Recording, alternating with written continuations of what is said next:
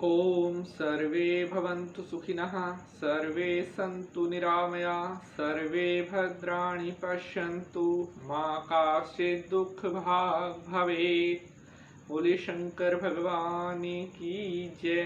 जय कर शेरों वाली का बोल साचे दरबार की जय।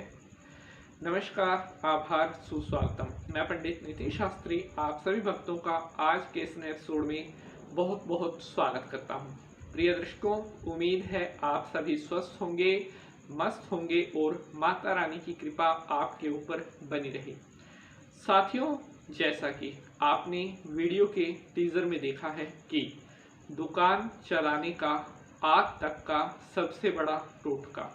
जी हाँ, आज के इस एपिसोड में मैं आपको बताने वाला हूँ वह एकमात्र टोटका जो दुकान चलाने का आज तक का सबसे बड़ा टोटका होगा। इससे पहले भी दुकान की बिक्री को बढ़ाने को लेकर मैंने बहुत सारे उपाय, बहुत सारी एस्ट्रोलॉजी रेमेडीज आपको बताई हैं और कई सारे हमारे भक्तों के रिस्पॉन्स भी आए हैं कि जो उपाय आपने बताए थे उन उपायों के करने से हमें काफ़ी हद तक पॉजिटिव रिजल्ट मिले हैं, सकारात्मक परिणाम मिले हैं। बहुत सारे हमारे ऐसे भक्तों के भी हमारे पास उत्तर आए हैं जिनकी दुकान बिल्कुल भी नहीं चलती थी। ये मान लीजिए कि उनकी सेल दिन में 10 रुपए की भी नहीं थी और उपायों को करने के बाद उनकी सेल में आश्चर्यचकित कर देने वाले परिणाम मिले हैं। तो हम कोशिश करते रहते हैं कि आपके लिए अच्छे से अच्छे उपाय, अच्छे से अच्छे टोटके समय समय पर लेकर के आते रहें। दुकानदारी से जुड़े हुए, व्यापार से जुड़े हुए हमारे पास बहुत सारे भक्तों के कमेंट आते हैं। बहुत सारे हमारे ऐसे फॉलोअर्स हैं जिनके बड़े बड़े बिजनेस हैं या ऐसे भी हमारे फॉलोअर्स हैं जिनकी दुकानदारी है। कई बार दुकानदारियों में कोई उतार चढ़ाव आते हैं, बिजनेस में उतार चढ़ाव आते हैं। कई बार ऐसी स्थिति आती है कि बिजनेस बिल्कुल बंद सा हो जाता है या ये लगा लीजिए अगर आपकी दुकान है, दुकानदारी ठप सी हो जाती है। यह किस कारण होता है?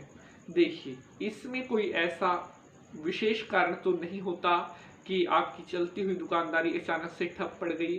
कई एक परिस्थितियों में होता है कि अगर कोई आपसे ईर्ष्या करता है या कोई आपके चलते हुए काम को देख करके खुश नहीं है तो कुछ स्थितियों में ऐसी बात हो जाती है कि आपकी दुकान पर किया किराया भी हो सकता है। लेकिन मोस्टली कई बार दुकानदारी में उतार चढ़ाव आना स्वाभाविक है, बिजनेस में उतार चढ़ाव आना स्वाभाविक है। मान लीजिए आप आज जो कमा रहे हैं 2 साल पहले क्या पता आप इससे ज़्यादा कमाते हो, या आज जो आप कमा रहे हैं 1 साल बाद आपकी सेल बढ़ने लग जाए। तो ये उतार चढ़ाव इस तरह से दुकानदारी में और बिजनेस में चलते रहते हैं। कभी भी घबराने की आवश्यकता नहीं होती, कभी भी ज़्यादा चिंता नहीं करनी चाहिए कि हाँ मेरा बिजनेस एकदम से ठप हो गया या मेरी दुकानदारी एकदम से ठप हो गई। समस्याएं हैं तो समाधान भी है, ग्रह अगर खराब है तो उनके निदान भी हैं। हमारे बहुत सारे भक्तों के हमारे पास कमेंट आते हैं कि शास्त्री जी आप वीडियो लंबा बनाते हैं, लेकिन साथियों जो वीडियो, जो एपिसोड हम आपके लिए लेकर के आते हैं उसका उद्देश्य सफल कब होगा? उसका उद्देश्य सफल तब होगा जब एपिसोड में से जो जानकारी आपको दी गई, चाहे एपिसोड 2 मिनट का है चाहे एपिसोड 10 मिनट का है, मेन उद्देश्य रहता है कि एपिसोड में जो जानकारी दी जाए वह आपके काम आए। काम कैसे आएगी? जब वह आपको समझ में आए। तो इसलिए जल्दीबाजी में वीडियो बनाने का कोई भी उद्देश्य नहीं होता। आराम से जो बात हम आपको बताते हैं वह बात आपको समझ में आनी चाहिए, तभी एपिसोड का उद्देश्य सफल हो पाता है। तो मेरे प्यारे साथियों, जैसा कि आज के ऑफिशियल टीजर में आपने देखा है, दुकान चलाने का आज तक का सबसे बड़ा टोटका। अगर आप आज का यह एपिसोड अभी देख रहे हैं तो आपके मन में प्रश्न है कि मेरी दुकानदारी नहीं चलती, मेरा बिजनेस नहीं चलता, दुकान में लगातार घाटा चलता है, बिजनेस में लगातार घाटा चलता है, मुनाफा बिल्कुल भी नहीं होता, हम अपने घाटे को मुनाफे में कैसे तब्दील करें? तो आज के इस एपिसोड में जो उपाय मैं आपको बताने वाला हूँ, आप केवल इस उपाय को कर लीजिएगा और मेरा पूर्ण विश्वास है कि इस उपाय से आपको परिणाम जरूर प्राप्त होंगे।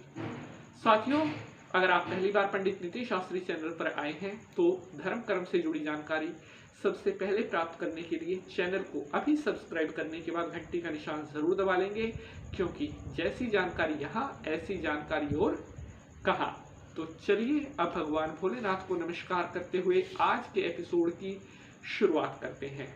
ओम नमः शिवाय। प्रिय साथियों, जैसा कि आज हम बात कर रहे हैं दुकानदारी चलाने के लिए क्या उपाय करें, कौन सा ऐसा वह सबसे बड़ा उपाय है जो आज मैं आपको बताने वाला हूँ। प्रिय साथियों, सबसे पहले तो आप एक बात समझ लीजिए, कोई भी उपाय, कोई भी रेमेडीज तभी काम करेंगी अगर आप अपनी दुकानदारी को लेकर के, अपने बिजनेस को लेकर के सीरियस हैं। दुकानदारी कोई एक दिन में नहीं चलती या एक साल में नहीं, 2 साल, 4 साल, 5 साल भी लग जाते हैं दुकानदारी को चलने में। कई हमारे ऐसे भक्तों के प्रश्न आते हैं कि शास्त्री जी, हमने काम शुरू किया है नया, लेकिन उसमें ग्राहक नहीं आ रहे। तो अक्सर मैंने कई बार कई भक्तों से पूछा है कि ये बताइए कि आपको काम करते हुए कितना समय हुआ है। तो किसी को लगभग 6 महीने या 8 महीने, 1 साल, मैक्सिमम 1.5 साल, बस ऐसे ही। तो एक बात मैं आपके साथ शेयर करना चाहता हूँ, पर्सनली एक्सपीरियंस्ड। अगर आपने कोई भी बिजनेस किया है, कोई दुकानदारी आपने स्टार्ट की है, मान लीजिए आपने कोई बुक्स की एक दुकान खोली है, किताबों की दुकान खोली है, आज आपने वह दुकान शुरू की है, आज है 24 मई को आपने शुरू की है और आप 2 महीने बाद ये कहेंगे कि नहीं, मेरी तो सेल बिल्कुल भी नहीं है।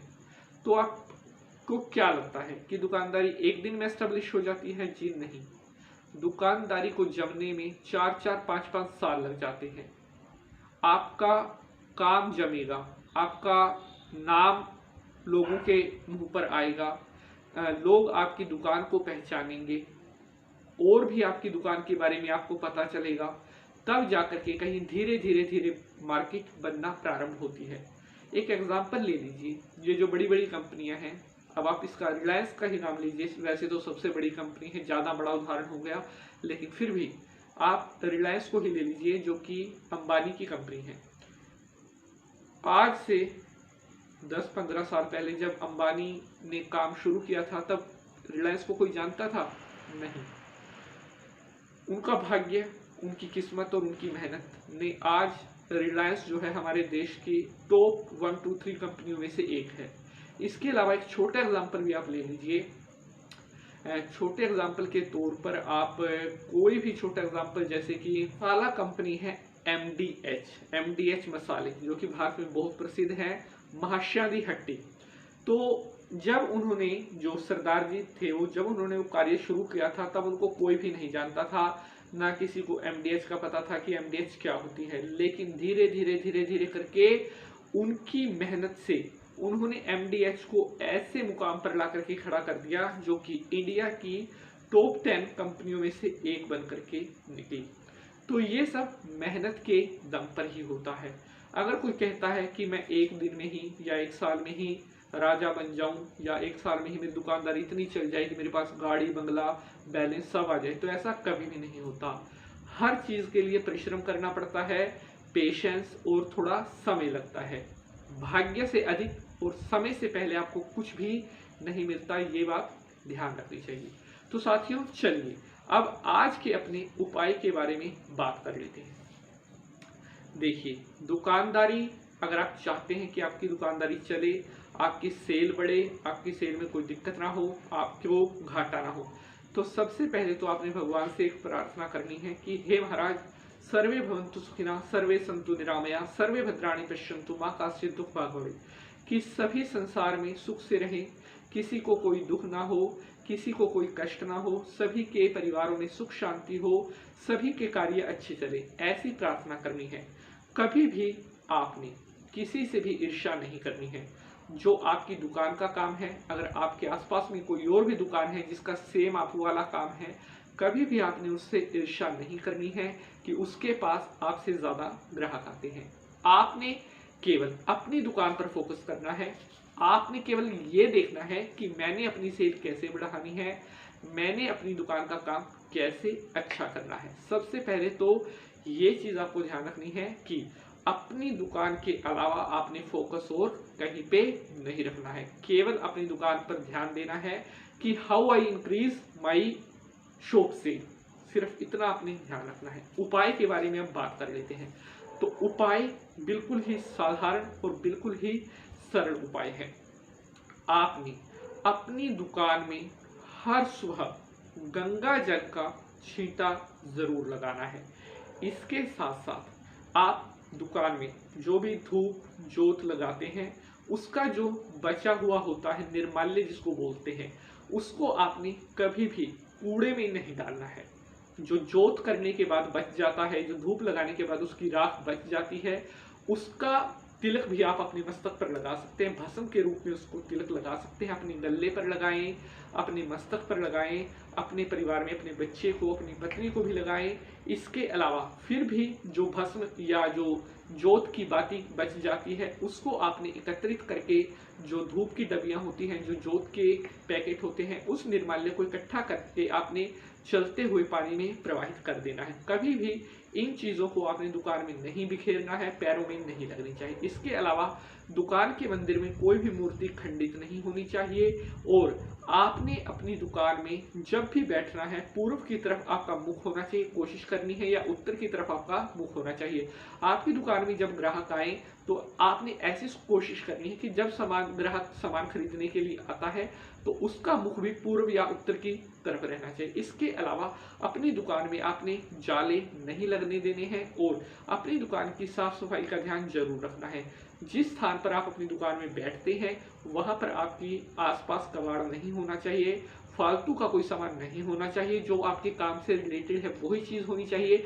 आपके बैठने का जो स्थान है, जो गद्दी है, जो कुर्सी है, वो टूटी हुई नहीं होनी चाहिए, साफ सुथरी होनी चाहिए। इसके अलावा दुकान में आपने ताजा साफ जल भी जरूर रखना है, ताकि कोई ग्राहक अगर आए, अगर वह प्यासा है तो उसको पानी भी ताजा मिलना चाहिए। ऐसा नहीं होना चाहिए कि आपकी दुकान में पीने के लिए पानी भी नहीं है। ये भी एक बहुत बड़ा दोष लगता है। इसके अलावा अगर कोई कस्टमर आपकी दुकान में परेशान है, कभी भी आपने कस्टमर के साथ गुस्से में बात नहीं करनी है, क्योंकि जितना अधिक आप ग्राहक के साथ सहनशीलता से बात करेंगे, जितना अधिक निर्मलता से, जितना अधिक नरमाई से आप उसके साथ बात करेंगे, उतना ही जल्दी ग्राहक आपसे अट्रैक्ट होता है और लंबे समय तक आपकी दुकान पर आता है। अगर आप ग्राहक के साथ क्रोधित स्वभाव में बात करेंगे तो कभी भी ग्राहक एक बार आने के बाद दोबारा आपकी दुकान पर नहीं आएगा। घर के जो मैटर होते हैं उनको कभी भी दुकान पर मत लेकर के आए। अगर घर की कोई टेंशन है उसको दुकान पर मत लेकर के आए। दुकान की अगर कोई टेंशन है उसको घर पे मत लेकर जाए। दुकान का काम, दुकान की टेंशन सिर्फ दुकान तक रखनी है। घर का काम, घर की अगर कोई बात है वो घर तक ही रखनी है। अगर दोनों चीजों में आप कॉम्बिनेशन रखेंगे आपका कार्य बिल्कुल बढ़िया चलेगा। जब तक आपका फोकस आपकी दुकान पर नहीं होगा आप कंसंट्रेट नहीं कर पाएंगे, और जब तक आप कंसंट्रेट नहीं कर पाएंगे आप अपने काम में मन नहीं लगा पाएंगे। इसके अलावा दुकान में जितना अधिक समय आप स्वयं बिताएंगे, कई बार दुकान में कोई किसी ने हेल्पर वगैरह रखा होता है, उसी के भरोसे पर छोड़ करके चले जाते हैं। जितना अधिक आप अपनी दुकान में खुद समय व्यतीत करेंगे, अपनी गद्दी पर बैठेंगे, उतना जल्द लक्ष्मी माता आपसे प्रसन्न होंगी, आपका कार्य चलेगा, आपके कार्य में कोई रुकावट, कोई भी अड़चन नहीं होगी। तो प्यारे साथियों, इस प्रकार से ये बातें मैंने जो बताई हैं, यही है सबसे बड़ा टोटका दुकानदारी चलाने का। अगर आप इन बातों पर गौर कर लेते हैं तो भविष्य में कभी भी आप ये नहीं कहेंगे कि मेरी दुकान में काम नहीं है, ग्राहक नहीं आते, या मुझे दुकान में धन को लेकर किसी तरह की कोई समस्या है। मैं उम्मीद करता हूँ आपको आज का यह एपिसोड बेहद पसंद आएगा। अगर फिर भी आज के एपिसोड से जुड़ा हुआ आपका कोई भी प्रश्न है या कोई सुझाव है तो आप कमेंट बॉक्स के माध्यम से पूछ सकते हैं। अगर आज का एपिसोड पसंद आया है तो इसे लाइक और अपने परिवारजनों के साथ ज़्यादा से ज़्यादा शेयर जरूर करना है। आज के लिए बस इतना ही। मैं पंडित नीति शास्त्री अगले एपिसोड में आपसे मुलाकात करूंगा किसी और नए विषय के साथ। तब तक के लिए आप हंसते रहे, मुस्कुराते रहे और माता रानी की कृपा सदा आपके ऊपर बनी रहे। ओम सर्व मंगल मांगल्ये शिवे सर्वार्थ साधिके शरण्ये त्र्यंबके गौरी नारायणी नमोस्तुते। जय माता।